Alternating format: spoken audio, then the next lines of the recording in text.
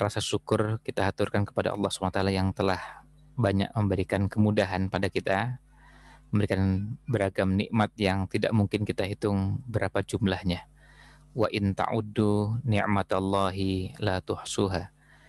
Dan jika kalian hendak menghitung-hitung nikmat-nikmat Allah, niscaya kalian tidak akan pernah sanggup menghitungnya. Salawat serta salam mudah-mudahan senantiasa terlimpahkan pada Nabi Allah Muhammad sallallahu alaihi wasallam, pada keluarganya, para sahabatnya, dan siapapun yang senantiasa menegakkan sunnah-sunnahnya sampai akhir zaman. Pada kesempatan di sesi ini, pada kesempatan hari ini, insya Allah kita akan sama-sama belajar, sama-sama mengkaji. Kita akan coba untuk menggali beberapa hal yang berkaitan dengan bulan Ramadan, tetapi pada bagian akhirnya. Kalau pada pertemuan sebelumnya kita sudah sempat mengangkat bahasan yang berhubungan dengan Ramadan, tetapi fokusnya Ramadan secara umum, dan waktu itu lebih banyak dibahas tentang puasanya. Nah, sementara kita masih punya sekitar 11 hari, dan ada 10 hari terakhir yang ada di hadapan kita. Insya Allah mulai besok malam, hanya mulai besok ba'da maghrib, sudah masuk malam 21, berarti kita sudah mulai dengan aktivitas, ya, mulai dengan aktivitas di 10 hari terakhir dengan semua keindahannya. Nah, ini yang akan kita coba kaji bersama. Tentu ulasan yang akan kami sajikan dalam 50 menit ini, atau sekitar 50 menit insya Allah, ulasan yang akan coba kami fokuskan pada beberapa poin yang berhubungan dengan bulan Ramadan, dan tidak mungkin kami bahas semuanya karena memang jelas kita punya keterbatasan waktu, dan bahasan yang bisa dikaji ada banyak. Tetapi bahasan pokoknya kita akan fokuskan pada 10 hari terakhir yang di dalamnya ada Lailatul Qadar. Kemudian setelah itu ada bahasan yang berkaitan dengan zakat fitrah atau zakat fitri. Kemudian di penghujung ada Idul Fitri.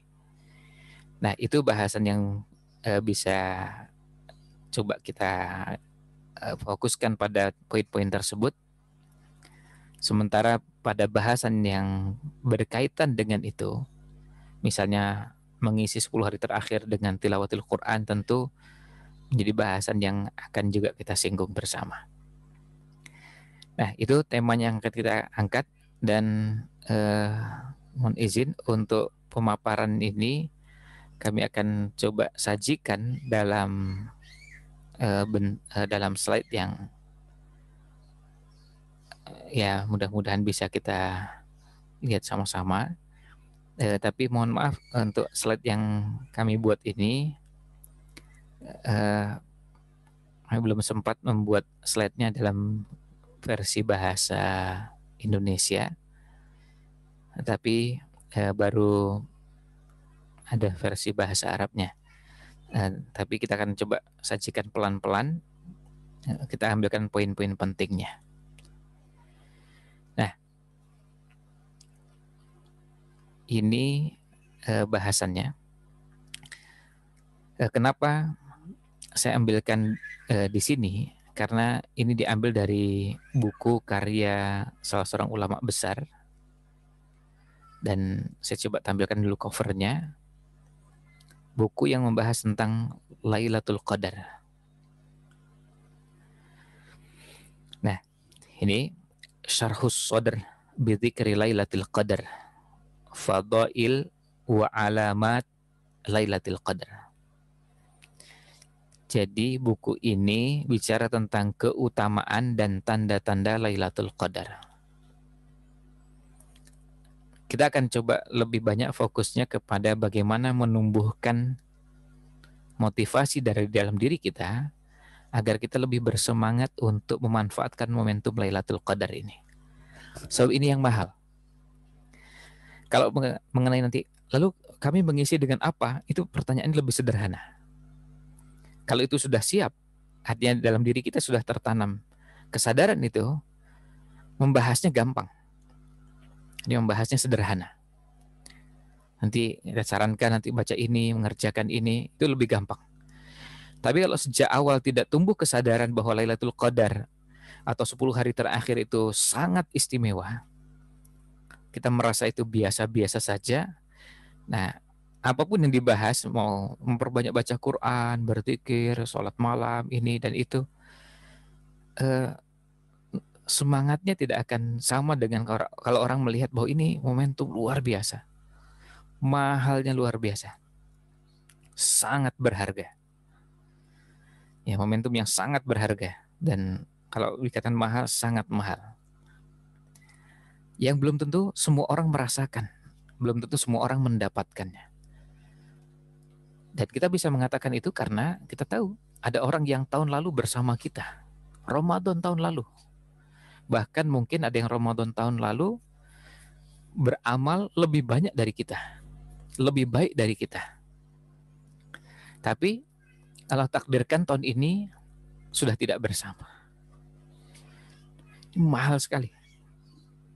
Makanya kita merasakan ini sebagai sesuatu yang betul-betul istimewa.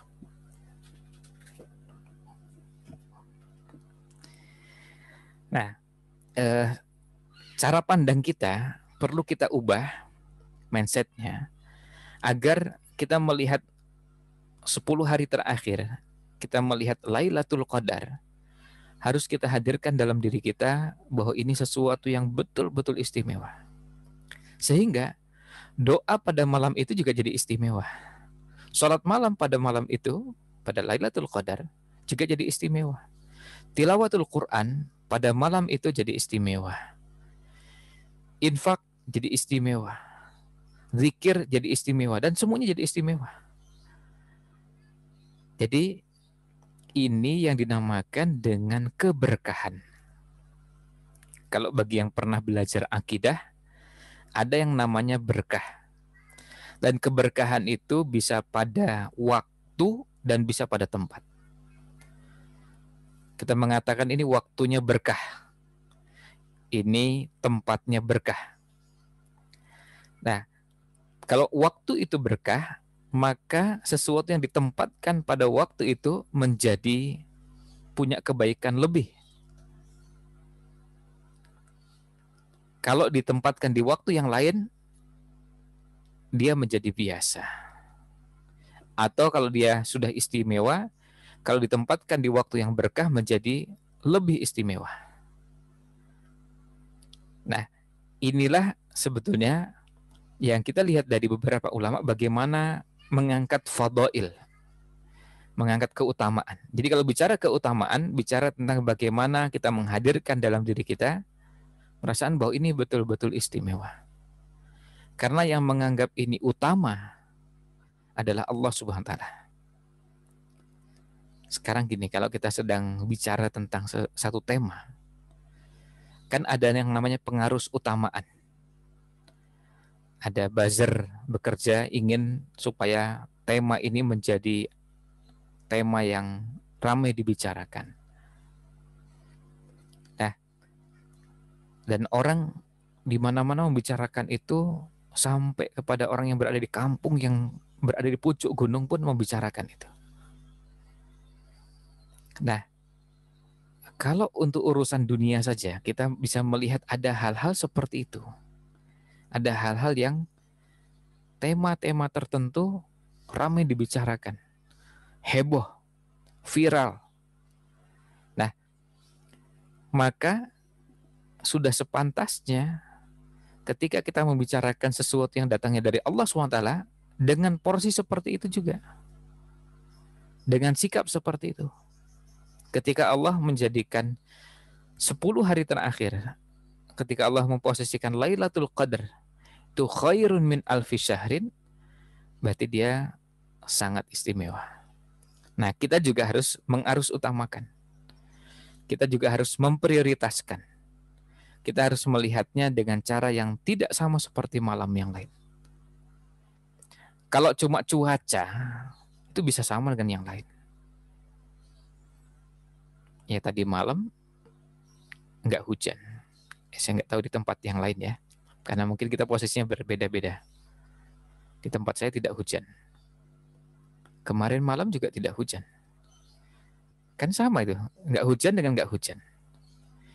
Tapi bedanya ketika yang satu tidak hujan dan itu Lailatul Qadar, dengan di waktu yang lain tidak hujan dan bukan Lailatul Qadar, itu jadi sangat berbeda. Jadi bukan persoalan hujan tidak hujannya. Karena masalahnya dia adalah Lailatul Qadar yang Allah nyatakan khairun min alfi syahrin. Nah, saking pentingnya bahasan ini, ulama yang membahas ini sangat banyak sekali. Kalau ada yang bisa bahasa Arab, nanti saya kirimkan ya minimal 15 kitab lah. Sampai 20 kitab. Itu baru minimal. Dan buku yang saya punya tentang Lailatul Qadar masih sangat minim dan sedikit. Mau yang tebalnya seperti ini, tebalnya 88 halaman. Atau yang agak tipis sedikit dari ini. Atau yang lebih tebal lagi. Nah, yang jelas, ulama memberikan perhatian luar biasa. Nah, ini contoh bagaimana para ulama melihat bahwa ketika Allah memposisikan ini penting dan sangat penting, mereka pun memberikan perhatian. Dan perhatiannya dalam bentuk apa? Di antaranya dalam bentuk menulis karya untuk menjelaskan kepada umat. Nah, kalau kita sekarang, salah satu bentuk perhatian kita kepada Lailatul Qadar dengan kita memberikan perhatian pada Lailatul Qadar ini dengan cara membahasakan, membicarakan, mendiskusikan, sekaligus mempersiapkan diri. Dan momentumnya sangat pas. Pengajiannya sekarang ini sangat pas. Karena waktunya tinggal sekitar 20 sekian jam lagi. Artinya 24 lebih sedikit, sampai maghrib besok persiapannya. Ini momentum yang sangat pas membahas tema ini. Jadi dari asatidzah mengangkat tema ini karena memang waktunya sangat luar biasa nih, pas sekali untuk persiapan. Ya, persiapan itu biasanya dua, teknis dan non teknis. Kalau persiapan teknis biasanya itu lebih gampang. Misalnya gini, besok malam itu saya ada acara ini, terus gimana caranya mengatur ini? Nah, itu teknis. Apa saya coba reschedule, atau saya coba ajukan, atau saya persingkat, atau ini, itu teknis. Tapi besok malam tuh saya ada janjian ketemu orang di tempat ini, tempatnya begini. Lalu kemudian gimana caranya? Nah, itu sangat teknis. Dan itu boleh dibicarakan. Tetapi yang kadang tidak kalah beratnya adalah yang non teknis. Bagaimana kita menghadirkan suasana bahwa ada fadail, ada begitu banyak keutamaan yang berkaitan dengan Lailatul Qadar. Nah, ini yang non teknis. Ini perlu persiapan. Kalau yang lain, yang teknis itu lebih gampang. Misalnya begini. Misalnya ada di antara kita yang kemudian berencana, kalau gitu nanti saya rencananya, ya mohon doanya mudah-mudahan saya bisa i'tikaf. Nah, terus tempatnya di mana? Nah, itu teknis. Ada alternatif, ada tempat A, tempat B, tempat C. Tapi tempat A ini gini, kelebihan kekurangannya begini. Tempat B dan C, lalu kemudian kita putuskan, saya pikir ini yang paling pas dengan kondisi saya secara pribadi dan keluarga, saya milih tempat C. Yang lain memilih tempat B, itu sangat teknis. Dan itu biasanya tidak terlalu prinsip ya. Misalnya kita cari tempat, kalau bisa tempatnya yang nggak terlalu ramai. Sebab kita cari ketenangan, bukan cari keributan, bukan cari kerumunan, tapi cari ketenangan. Di sini tapi tempatnya sepi loh ya. Memang i'tikaf itu, orang cari Lailatul Qadar itu bagus cari tempat yang sepi, bukan cari tempat rame-rame. Artinya memang sejalan dengan makna i'tikafnya. Nah, itu teknis. Tapi di sana, kalau saya i'tikaf di sana, nanti sahurnya gimana ya? Oh, ini Pak takmirnya menyiapkan hidangan untuk sahur dan buka puasa. Oh ya, alhamdulillah berarti sudah tercukupi. Kemudian kalau nanti malam mau ngemil makan, nah itu sangat teknis ya. yang namanya ngemil, kemudian minuman tambahan, ya, suplemen ini dan itu sangat teknis dan menyiapkan begitu itu sangat gampang. Apalagi kalau kita yang sudah punya pengalaman, pengalaman bepergian, pengalaman menyiapkan hal-hal seperti itu, menyiapkan yang seperti itu sangat mudah. Mungkin persiapannya 10 menit, 15 menit, atau merencanakannya 5 menit, kemudian pelaksanaan persiapannya katakanlah sampai 30 menit udah selesai. Tapi persiapan non teknis ini yang perlu. Bagaimana kita merasakan ini sebagai sesuatu yang agung, sesuatu yang mulia. Maka saya ingin mengambil cuplikan dari ulasan yang disampaikan oleh Imam Al-Iraqi, ya, ini Al-Imam Waliyuddin Ibn Al-Hafidh Az-Zain Al-Iraqi. Nah, apa yang istimewa di sini? Seperti yang saya sampaikan, saya akan lebih banyak fokus bagaimana menghadirkan suasana itu. Sebab nanti hal-hal yang teknis berkaitan dengan apa sih tanda-tandanya, kemudian ini dan itu lebih gampang dan kalaupun dikirimkan dalam bentuk tulisan, insya Allah tidak sulit untuk dipelajari. Tapi menghadirkan suasana ini yang jauh lebih berat. Nah, di sini kita lihat beliau mengatakan hadhil lailatul azimah. Ini adalah malam yang agung. Lihat, malam yang agung. Hiya lailatus syarafil azim. Dia adalah malam mulia yang penuh dengan keagungan. Malam mulia, malam agung. Yaqulu Abu Bakar Al-Warraq.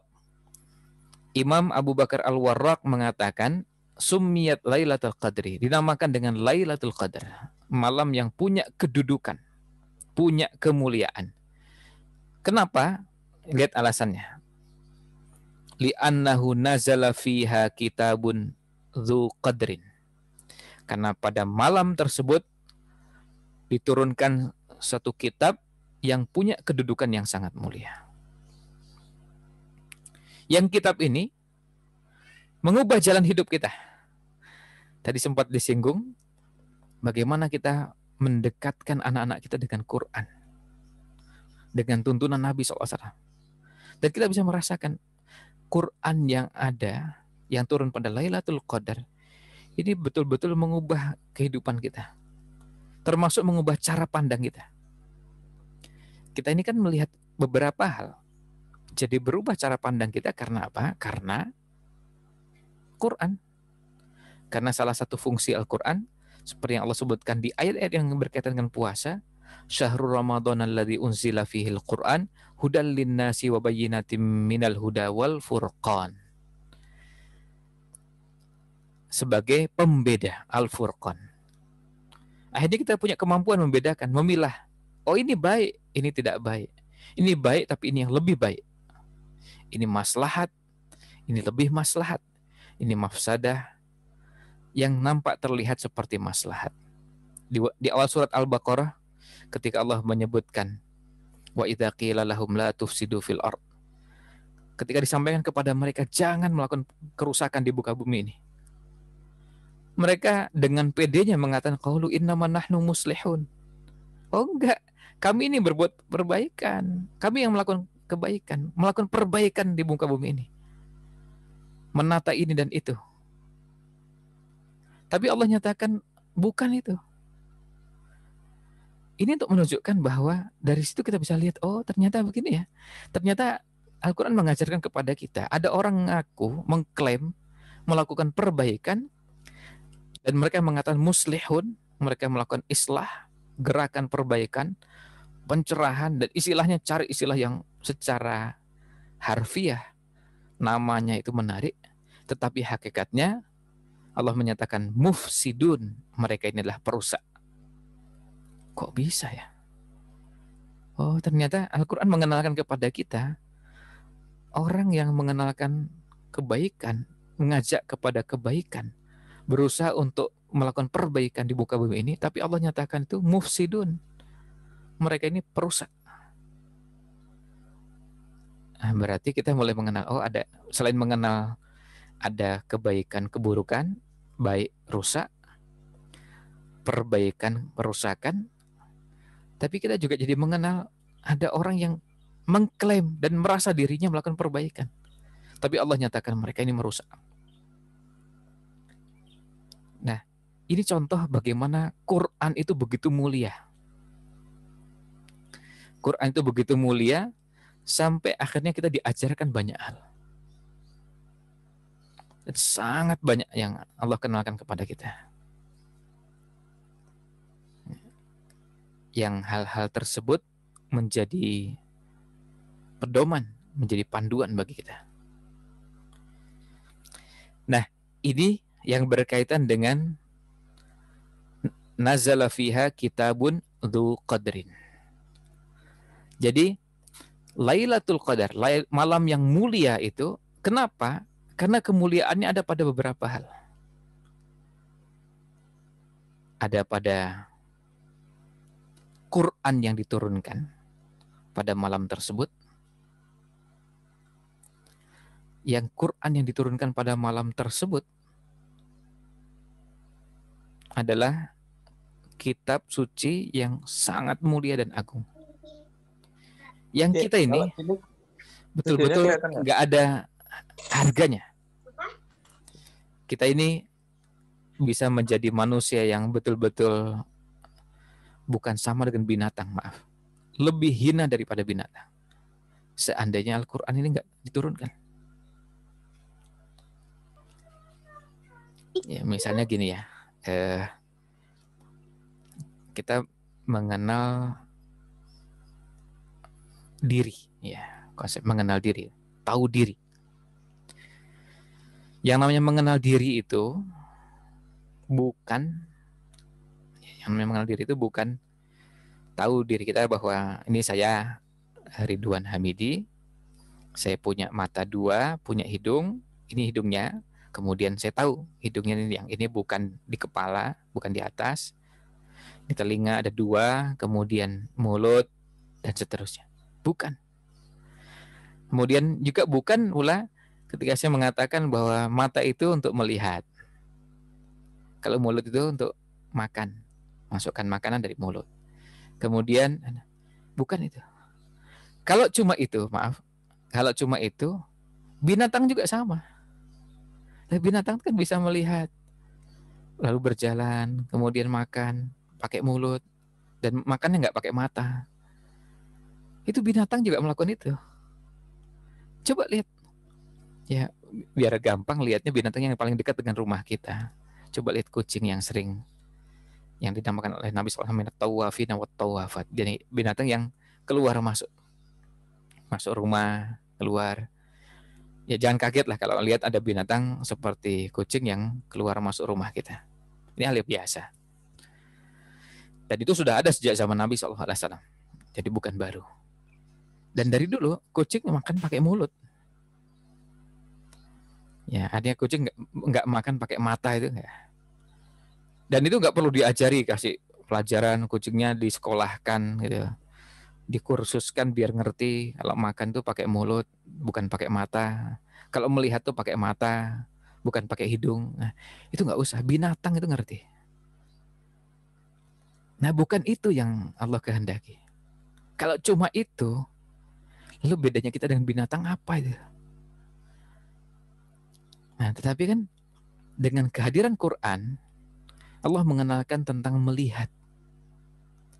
Tentang apa yang dilihat. Tentang bagaimana proses melihat. Ada basor dan ada basirah. Ternyata melihat itu tidak hanya melihat dengan mata. Sebab ada yang matanya bisa melihat. Tapi hatinya, pikirannya, jiwanya sudah buta. Entah namanya buta hati, buta pikirannya, buta perasaannya, atau silakan mau menggunakan istilah apapun. Nah, tetapi persoalannya bukan yang kasat mata. Jadi sampai dibacakan ayat Quran itu nggak ngefek. Dibacakan hadis nggak ada artinya. dibacakan ayat yang begitu mulia, nggak ada pengaruhnya. Yang salah Qur'annya atau yang mendengar atau yang membaca. Karena ketika Quran itu turun dan turunnya ke masyarakat yang saat itu sangat rusak, bangsa Arab saat itu yang ada di Mekah, demikian pula di Madinah, kalau mau bicara rusaknya, baca buku-buku sirah di bagian tentang jahiliyah. Biasanya di bagian awal. Silakan kenali tentang bahasan tentang jahiliyah di buku-buku sirah Nabawiyah. Mau dibilang rusak, bejat, sangat dolim, jahat, bengis, pokoknya rusak, gak karuan. Dan masyarakat yang sama sekali tidak diperhitungkan oleh dunia. Makanya ketika muncul pasukan dari Arab akan berhadapan dengan tentara Romawi, tentara Persia, mereka menertawakan. Ini pasukan apa ini? Karena mereka tahu bangsa Arab itu ya rusak ya. Dan untuk merusaknya gampang itu untuk merusaknya. Mereka sudah tahu sejak dulu. Tapi mereka kaget ketika ini kok orang Arabnya beda ya. Sama-sama Arab, tapi Arabnya ini Arab yang berbeda dengan Arab yang dulu. Umar bin Khattab yang jahiliyah dengan Umar bin Khattab yang Islam beda. Sekali lagi yang beda bukan hidungnya, bukan matanya, bukan mulutnya. Karena itunya sama.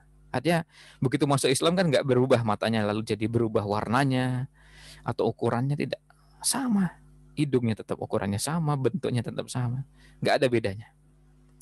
Tapi begitu masuk Islam menjadi Umar bin Khattab yang baru.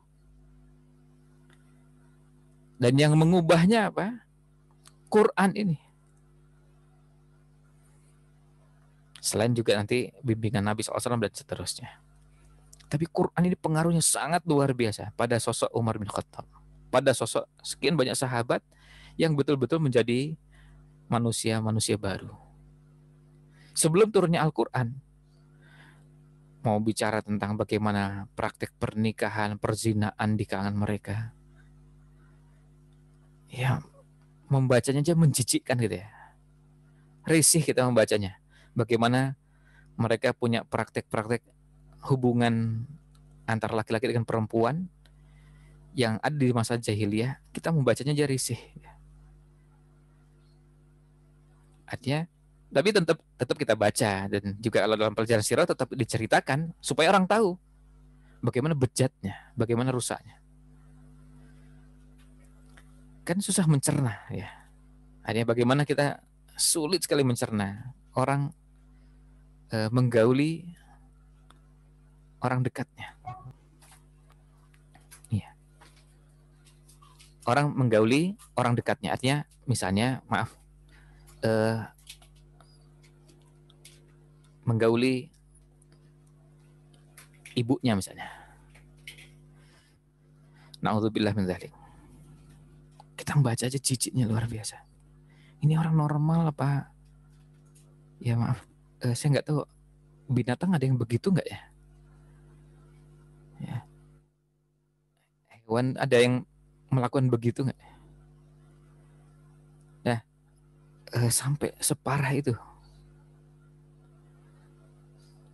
Kemudian merelakan kalau istrinya digauli oleh laki-laki yang dianggap kuat, dianggap ini dan itu dengan harapan nanti keturunannya bisa menjadi seperti laki-laki itu.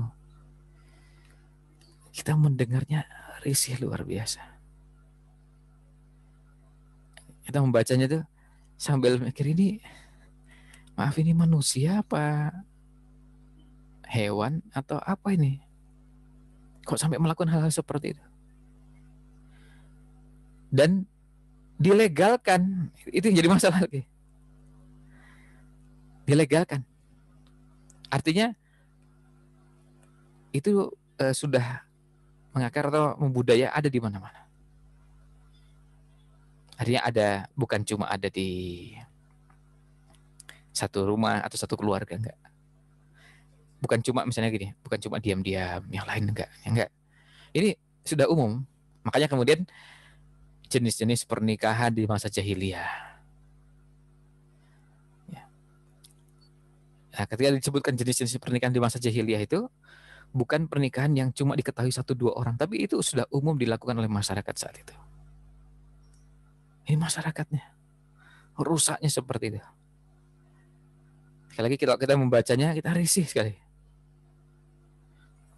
Kalau kita bicara tentang perdagangan, bagaimana mereka curang dalam timbangan, Allah abadikan dalam Quran. Wailul lil mutaffifin. Curang itu sudah menjadi kebiasaan mereka.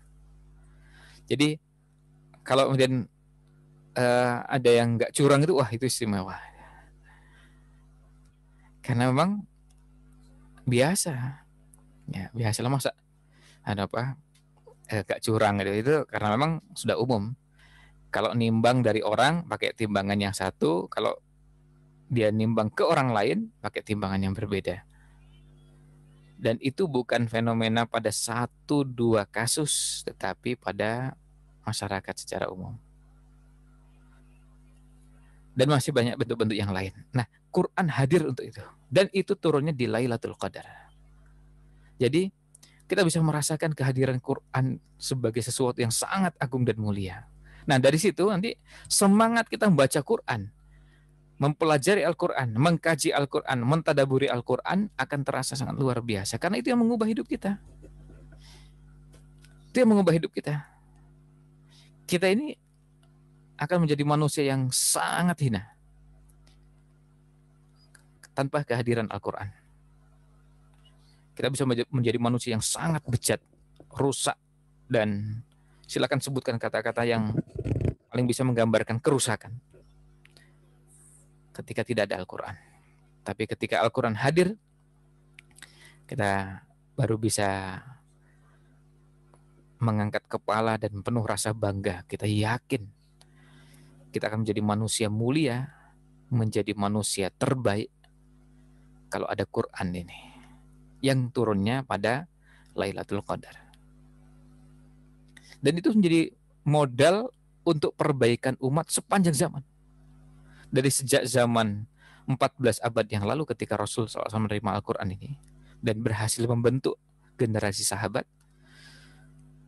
bukan hanya sampai zaman kita, tapi sampai akhir kiamat. Maka kalau ingin jadi baik, menjadi manusia mulia, ambilnya dari Quran. Rujukannya Quran. Kuntum khaira ummatin. Kalian adalah umat terbaik. Ukhrijat linnas, yang dikeluarkan kepada umat manusia dengan syarat. Nah, syaratnya dipenuhi. Nah, itu modalnya Quran lagi. Turunnya kapan? Lailatul Qadar. Kemudian yang kedua, ala lisani malakin dzi qadrin. Dengan lisan malaikat yang punya kedudukan mulia, yaitu malaikat Jibril. Nah, bukan cuma Qur'annya, yang mengantarkan, yang menurunkan Al-Quran ini adalah malaikat yang sangat mulia. Kedudukannya, ya kalau kita tahu malaikat ini kan malaikat memang makhluk mulia. Tapi di antara yang mulia ini ada yang paling mulia, yaitu malaikat Jibril. Kemudian wa ala rasulin dzi qadrin. Dan diturunkan kepada Rasul yang punya kedudukan yang mulia, yaitu Nabi Muhammad Sallallahu Alaihi Wasallam. Beliau Rasul. Nabi Nuh Rasul. Nabi Musa Rasul. Nabi Hud, Nabi Yusuf, Nabi Inan itu Rasul. Tetapi kalau mau dibandingkan, Rasulullah SAW, Nabi Muhammad SAW lebih mulia dari nabi-nabi dan rasul-rasul tersebut. Kemudian ini diturunkan kepada wa ala ummatin dzati qadrin, dan diturunkan kepada umat yang mulia juga, yang punya kemuliaan. Nah, ini kita punya potensi, punya modal. Maka Lailatul Qadar ini sesuatu yang kita harus hadirkan dalam diri kita sebagai malam yang sangat mulia. Dan kita tidak boleh melewatkan begitu saja malam yang mulia ini. Nah, kemudian selanjutnya saya ingin menampilkan beberapa hal yang berkaitan dengan Lailatul Qadar ini. Ya, yang berhubungan dengan Lailatul Qadar. Di mana 10 hari terakhir ini adalah momentum kita untuk mencari Lailatul Qadar. Di 10 hari terakhir ini menjadi bagian paling penting yang harus kita berikan perhatian. Tilawah Quran itu bagian dari cara mengisinya. Sekarang kita lihat ayat di penjelasannya. Saya sampaikan singkat beberapa hal. Pertama, keutamaan Lailatul Qadar itu karena inna anzalnahu fi Lailatul Qadar. Dan coba lihat cara menyampaikannya. Cara Al-Quran menyampaikan ini, caranya menyampaikan, menyebutnya tidak langsung menyebut namanya, tapi cukup dengan kata ganti. Dhamir, inna, sesungguhnya kami, maksudnya Allah Subhanahu Wa Taala, anzalnahu. Padahal kata ganti itu biasanya menunjuk pada sesuatu yang sudah ada. Ini nggak ada. Ini kan ayat pertama surat Al-Qadar. Kok nggak inna anzalnal Qur'ana? Kok nggak gitu? Tapi inna anzalnahu, bukan inna anzalnal Qur'an. Ini untuk menunjukkan bahwa Quran ini sudah umum dipahami oleh orang. Kemudian keutamaan yang lain, Allah menetapkan takdir terkait dengan segala sesuatu yang akan terjadi dalam setahun. Di surat Ad-Dukhan ayat 4 dan 5, fiha yufraqu kullu amrin hakim amram min indina inna kunna mursilin. Pada malam tersebut, pada malam maksudnya Lailatul Qadar, Allah menetapkan takdir makhluk selama 1 tahun. Tahapan, jadi takdir itu kan ada yang tahunan dan ada juga yang sifatnya seumur hidup. Ada beberapa jenisnya dari sisi waktu. Nah, yang tahunan ini di Lailatul Qadar. Maka kenapa kita dapati ada orang yang membahasakannya begini. Kalau antum punya proposal, mintakan pada Allah SWT pada Lailatul Qadar. Ya, kita mintakan pada Allah SWT pada Lailatul Qadar. Ini untuk 1 tahun. Bahwa 1 tahun ini saya berharap untuk bisa ini dan itu. Nah, momentum Lailatul Qadar kita mintakan dengan doa-doa kita. Ya, mudah-mudahan kita termasuk orang-orang yang mendapatkan banyak kebaikan dengan doa-doa yang kita panjatkan pada Lailatul Qadar ini. Ya, tentu dalam setahun ada yang hidup, meninggal, ada yang selamat, ada yang binasa, ada yang bahagia, ada yang sengsara, ada yang mulia, ada yang hina. Nah, Allah tetapkan di situ pada Lailatul Qadar. Kemudian yang ketiga, Lailatul Qadar adalah malam yang diberkahi. Surat Ad-Dukhan ayat 3. Inna anzalnahu, sama dengan yang di atas di surat Al-Qadar ayat 1, tapi lanjutannya fi lailatim mubarakah, pada malam yang diberkahi. Nah, yang penting juga kita ketahui keutamaannya adalah bahwa ibadah pada malam tersebut lebih baik daripada 1000 bulan. Atau sepadan dengan 83 tahun 4 bulan. Kalau itu 1000. Tapi ayatnya tidak menyebut itu. Ayatnya menyebut khairun min alfi syahrin. Lebih baik. Jadi bukan 83 tahun 4 bulan, tapi lebih baik daripada 83 tahun 4 bulan. Nah, kalau sudah ke sini, kita harus melihat bagaimana mengoptimalkan supaya umur biologis kita yang mungkin sebagian kita umur biologisnya tidak mencapai 83 tahun. mungkin umur biologisnya tidak mencapai 83 tahun, tetapi umur amal kita bisa jadi mencapai 83 tahun, bahkan bisa lebih dari itu. Nah, manfaatkan Lailatul Qadar. Ini tadi di salah satu grup ada yang berkomentar menyampaikan begini, saat ini gimana nih? Di salah satu grup itu ada kawan-kawan kan diajak, ayo kita berdonasi yuk untuk ini. Terus nyampaikan lalu ngitung katanya, iyalah nanti insya Allah donasi tapi nunggu malam Lailatul Qadar deh. Jadi mau transfernya di malam Lailatul Qadar. Berharap itu menjadi khairun bin alfi syahr. Apa makna bahwa Lailatul Qadri khairun min alfi syahr? Nah, lihat penjelasannya di sini. Nih, coba saya beri tanda. Ibadah pada malam tersebut lebih utama di sisi Allah daripada ibadah 1000 bulan di selain malam Lailatul Qadar. Jadi kalau pada malam itu kita sholat kita itu lebih utama daripada sholat di malam-malam yang lain. Dan lebih dari 1000 bulan. 83 tahun 4 bulan. Sholatnya sama. Misalnya gini, di malam saya sholat dan sholatnya juga nggak banyak. Ya, sholatnya 11.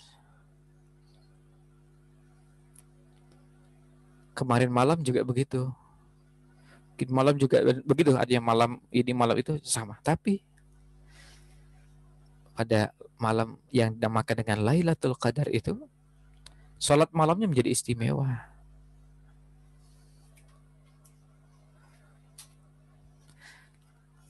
Ya. Menjadi istimewa sholat malamnya. Tilawah Qur'annya. Tadi malam saya ngaji meskipun cuma sedikit. Tapi kalau itu Lailatul Qadar, ngajinya itu jadi istimewa. Jadi lebih baik daripada ngaji yang sama.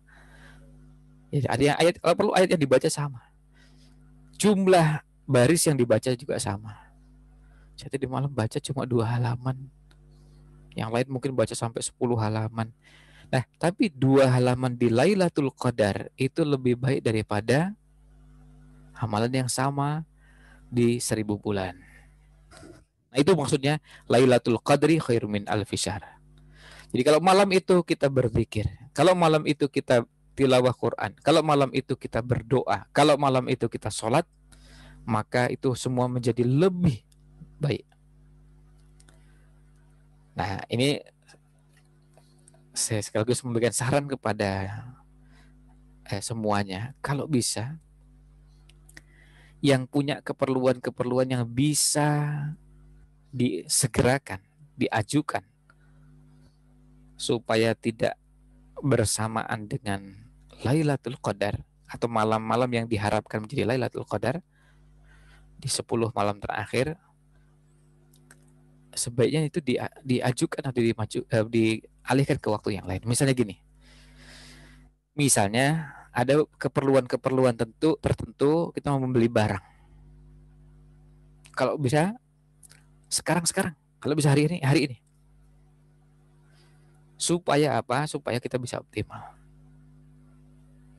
Kalau seandainya, artinya kan ini kondisi yang masih memungkinkan. Karena gini, kita semua tahu bahwa ada yang tidak memungkinkan.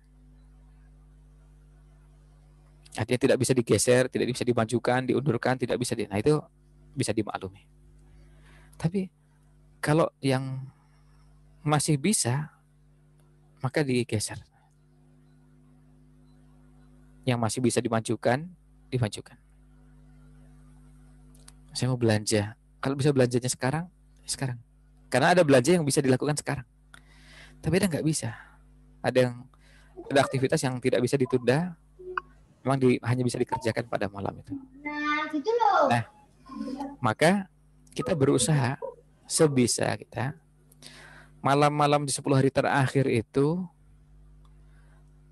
waktu untuk ibadah, waktu untuk melakukan amal-amal soleh itu kita optimalkan karena semuanya berpeluang untuk menjadi Lailatul Qadar. Dan penyebutan ibadah tanpa mengkhususkan jenis tertentu untuk menunjukkan bahwa semuanya bisa dikerjakan. Semuanya bisa dikerjakan. Misalnya, ada yang malam itu belum bisa banyak ke masjid. Karena harus mengurus anggota keluarganya yang sakit. Maka apa yang dilakukan? Ya ngurus yang sakit ini. Ngurus yang sakit. Ini ibadah nggak? Ini ibadah. Tapi kita ingin perbanyak sholat, baca dan iya.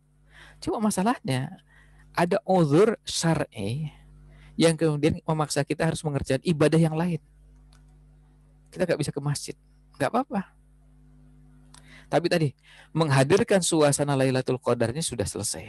Kita sudah hadirkan itu, sehingga kita sudah punya semangat untuk mengisi malam-malam 10 hari terakhir dengan ibadah. Cuma pada malam tertentu nggak bisa. Ada orang sakit harus ditunggui, harus dirawat, harus ditemani. Ada orang tua yang harus dirawat, ya semuanya. Maka kita kerjakan dengan sebaik mungkin dan nggak usah khawatir, itu masuk dalam ibadah. Tentu kalau kita bisa waktunya luang, tidak terikat dengan ini itu, bisa memperbanyak ibadah di masjid, itu sangat ideal. Manfaatkan. Masjidnya mana? Yang gampang aja lah, nggak usah sulit. Ya, kalau ada masjid dekat rumah dan bisa dimanfaatkan, itu simple, artinya sederhana. Tapi saya nggak bisa seharian penuh, saya cuma bisanya malam aja. Oh nggak apa-apa, boleh. Kan kalau yang namanya iktikaf itu boleh, hanya cuma ngambil malam saja. Memang kalau iktikaf yang sempurna, iya, dari mulai malam 21, keluarnya malam Idul Fitri. Itu yang sempurna. Apalagi kalau misalnya kita ingin sempurnakannya dengan cara malamnya malam yang mulia, tempatnya kemudian 10 hari atau 9 harinya juga kita sempurnakan, terus cari tempat yang lebih mulia lagi. Dan silahkan ayah bunda sekalian berdoa.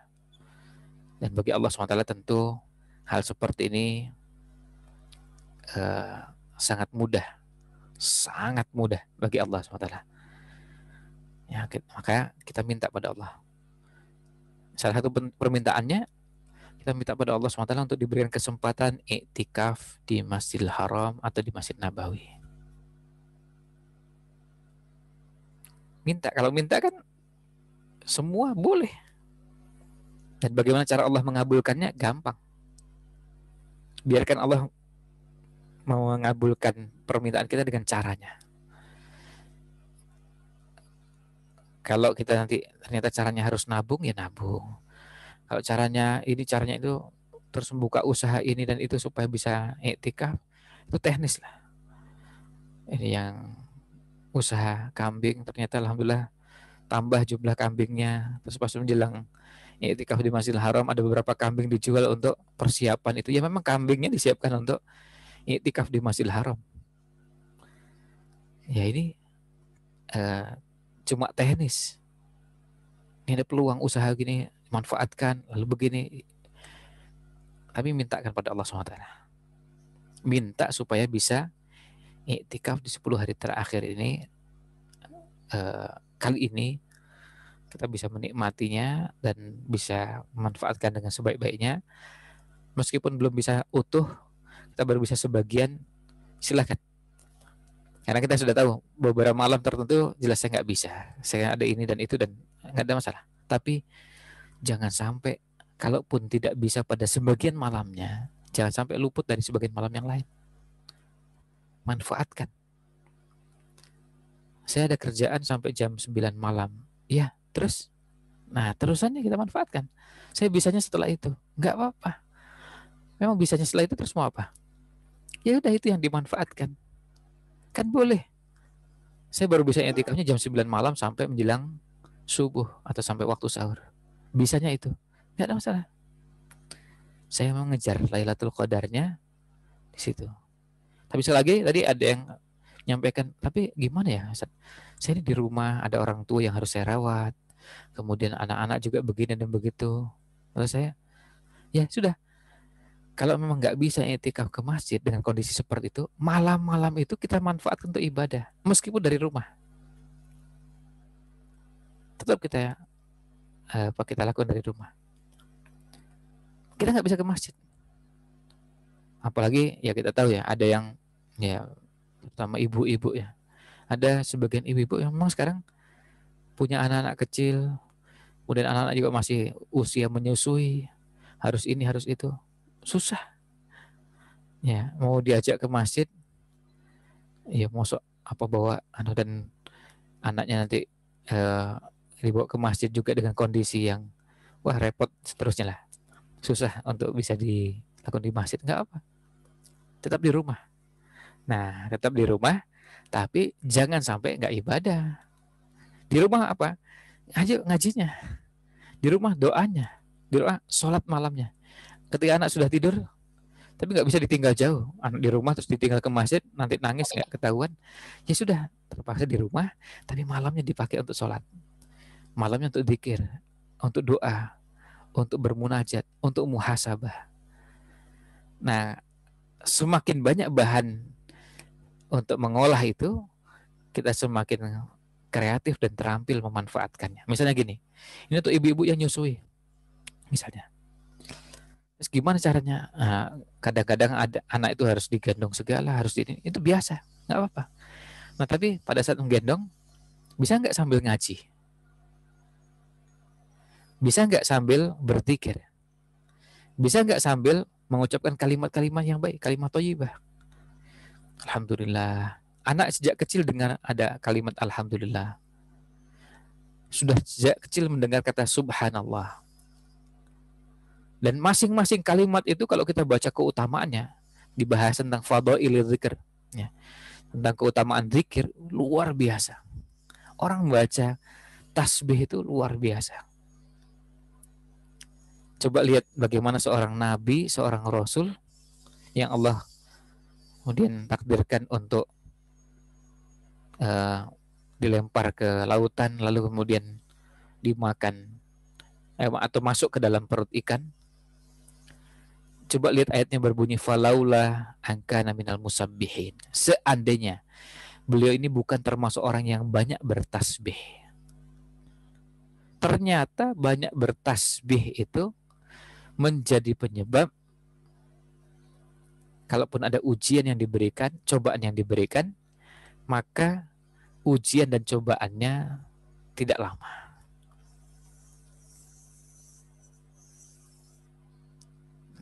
Artinya ini menjadi karunia yang luar biasa. Karena apa? Karena tasbihnya. Oh ternyata sampai segitu ya tasbih. Keutamaannya begitu besar, bisa menyelamatkan kita dari mara bahaya, dari musibah, dari bencana, dari kesulitan. Kalau gitu gimana? Ya kita perbanyak tasbih. Bisa nggak gendong sambil tasbih? Oh sangat bisa. Sambil zikir yang lain sangat bisa. Kalimat thayyibah yang lain, istighfar, tasbih, tahmid, takbir, tahlil, solawat.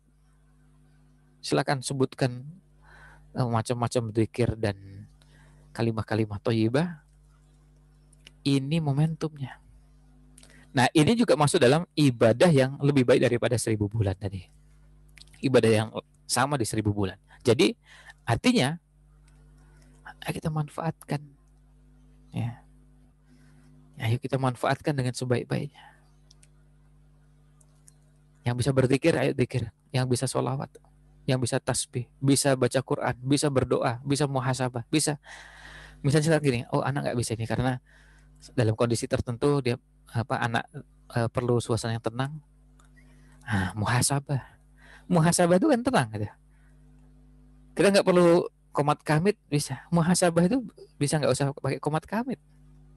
Nggak ngeluarkan kata-kata. Tadi kita coba merenung. Iya, astagfirullahaladzim. Kemarin tuh saya sempat melontarkan kalimat tertentu kepada orang ini dan beliau ternyata tersinggung. Nah itu muhasabah. Begitu kan nggak perlu ngomong kan? Nggak perlu, ini kan saya mengucapkan ini karena ingin menceritakan. Tapi ketika saya muhasabah dengan kejadian tersebut, nggak perlu diucapkan. Tapi kita sudah bisa melakukan itu. Ya astagfirullah kemarin. Saya mohon maaf kepada Ustadz Rizky kemarin tuh waktu saya begini nggak sengaja nyenggol beliau dan ternyata nah ada hal-hal yang kita bisa lakukan dengan muhasabah itu dan banyak sekali. Ternyata beliau tersinggung gitu. Nggak sengaja keinjak dan ternyata dan kita bisa melakukan muhasabah sekian banyak hal yang ternyata orang sakit hati, tersinggung, marah dan seterusnya. Nah muhasabah ini bisa kita lakukan di malam-malam yang diharapkan menjadi Lailatul Qadar. Maka kalau mulut kita capek, saya sudah tadi zikir, tilawah Quran, lalu baca ini, baca itu. Terus apa? Ya sudah. Terus apa yang dilakukan? Yang dilakukan tahap berikutnya adalah muhasabah. Karena muhasabah bisa jadi kesempatan bagi kita untuk istirahat mulut kita. Tapi pikiran kita gak istirahat, hati kita gak istirahat. Tetap melakukan ibadah dan ini masuk ibadah hati. Nanti pindah lagi ke ibadah lisan. Nah, ibadah pada 10 hari terakhir ini kita isi dengan semua jenis ibadah, mau ibadah hati, ibadah lisan, ibadah anggota badan, yang semuanya bisa dikerjakan, silahkan kerjakan.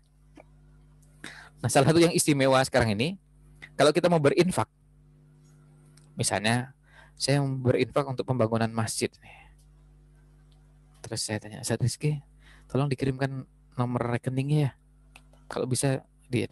Jadi ketika kita lihat sekarang ini, orang bisa berinfak, kalaupun di tempat iktikaf, bisa berinfak di tempat iktikafnya, di tempat di mana dia bisa melakukan aktivitas ibadah, tapi di sela-sela itu kita ingin berinfak.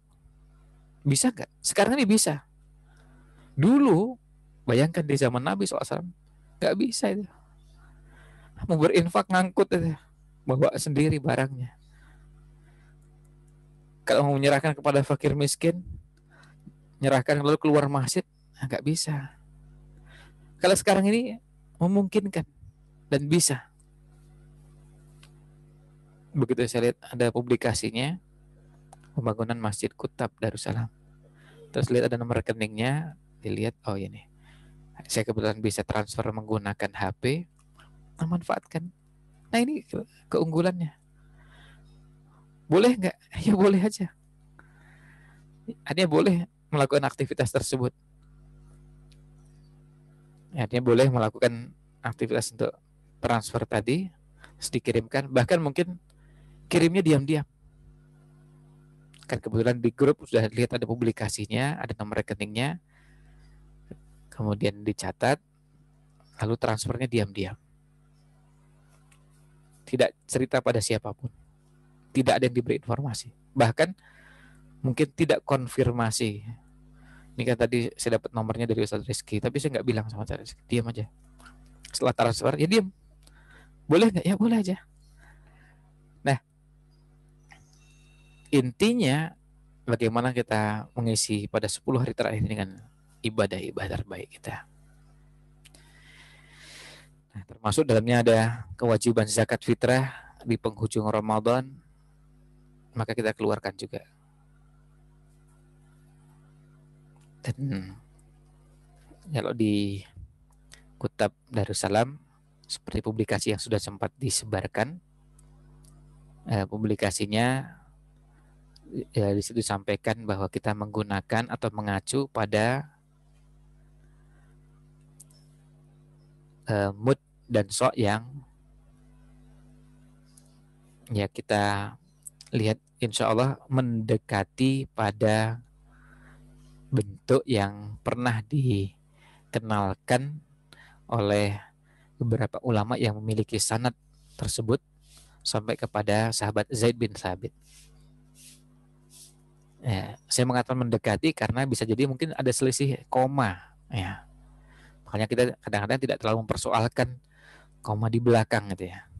Kalau selisihnya sangat sedikit. Misalnya gini, kemarin pas ditimbang tuh berasnya 2707. Tapi kalau beras mentik Wang itu 2,7 sekian. Kan itu koma di belakangnya kan jelas ya. Dan itu bisa jadi selisih itu bisa ditimbangannya, tingkat akurasi timbangannya ada selisih dikit atau juga bisa di mood atau shotnya yang bisa jadi kalau sekali lagi sama dengan timbangan tadi, kalau koma yang kecil tadi ya selisihnya sangat sedikit, dan kalau kita lihat dengan yang lain ya nggak jauh-jauh dari itu, ya nggak jauh dari angka-angka tersebut ya. Jadi tidak terjadi masalah. Tapi kemudian kenapa yang dipilih 2,8? Karena sudah pernah dicoba dan saya pernah mengecek juga pada 4 jenis beras, 2,8 itu cukup. Beras super premium, beras C4, beras C4 plus, mentik wangi, nah, beras C4 Raja. Wah, ya saya nggak tahu apa di bungkusnya tulisannya macam-macam kan ya, jenis-jenis berasnya. Tapi ada 4 jenis beras, saya coba cek dan semuanya kalau dekat 2,8 cukup.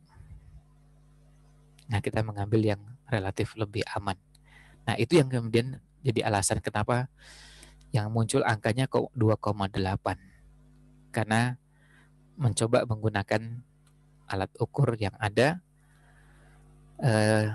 Tentu hal-hal seperti ini juga kita belajar untuk memahami jika ada yang berbeda pendapat atau ada yang berbeda pandangan. Kebetulan yang misalnya kita gunakan 2,8,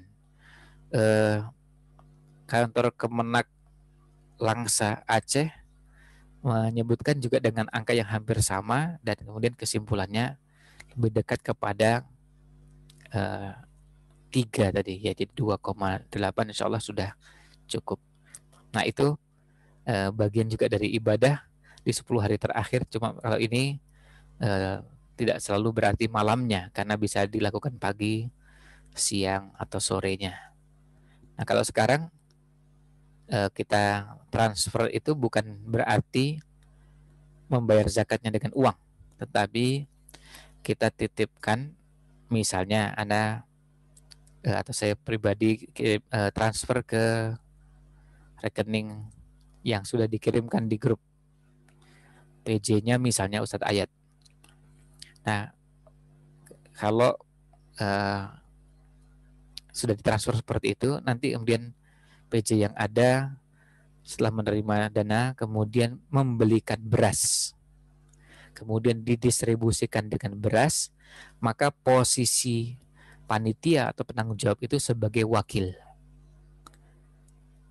dari muzaki, wakil dari yang mengeluarkan zakat. Maka pada hakikatnya yang berzakat itu mengeluarkannya dalam bentuk beras. Cuma minta tolong, saya transfer uang, tapi nanti tolong ya, tolong dibelikan berasnya, tolong nanti dikirimkan atau didistribusikan kepada yang membutuhkan, yang berhak dari kalangan fakir miskin, dan mereka bisa menerima dan menyalurkan. Kalau panitia ini bisa menyalurkan kepada yang membutuhkan dalam bentuk beras dan bukan dalam bentuk uang. Nah, ini tidak dikategorikan mengeluarkan zakat dengan uang. Ini mengeluarkan zakatnya tetap dengan makanan pokok seperti yang diajarkan Nabi SAW. Tapi teknisnya, karena saya juga repot nih, saya kalau pergi ke pasar dulu ini dan itu, sementara ini ada yang menawarkan nanti menguruskan beli berasnya, nyiapkan lalu bungkusi, lalu distribusikan. Ya saya tak nitip ya, minta tolong didistribusikan. Nah itu namanya wakil.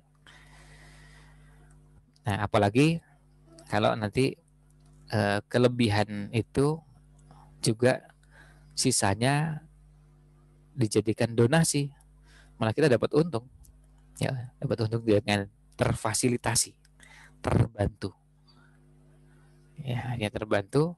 Dengan begitu kan kita jadi eh, terbantu dengan adanya orang yang mau mengurusi, tapi juga eh, kelebihan ya, kelebihan yang ada itu kemudian disalurkan untuk donasi. Jadi kita dapat pahala zakatnya, tapi juga sekaligus dapat pahala donasinya.